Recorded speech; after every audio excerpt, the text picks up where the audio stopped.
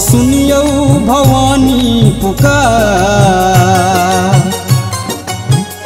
आबो सुनियो भवानी पुकार, कलयुग करैया प्रहार। आबो सुनियो भवानी पुकार, कलयुग करैया प्रहार।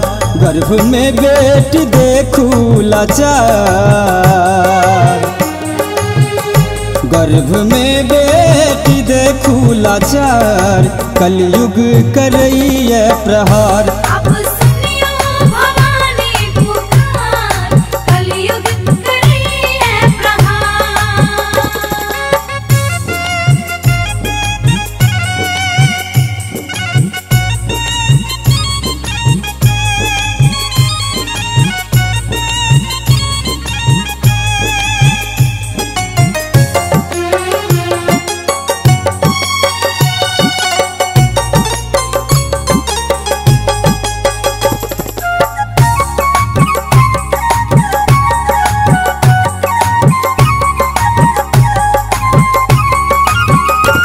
जग जननी जगत के रे माता, अहाँ छी सबहक भाग्य विधाता।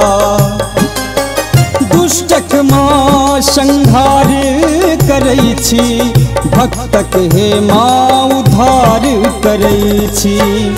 अपन बेटी पर करियौ विचार, अपन बेटी पर करियौ विचार, कलयुग करैया प्रहार।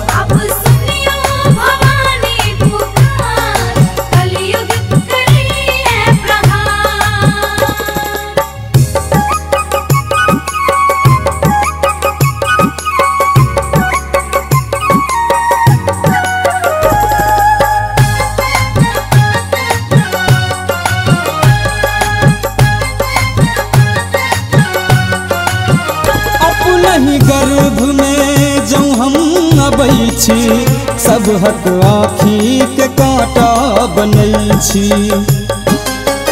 बेटी बिन कोना चलतै दुनिया, घर घर देखू बनल आई खुनिया। आबो करियौ ऐ दुष्ट के संहार, आबो करियौ ऐ दुष्ट के संहार, कलयुग करैया प्रहार।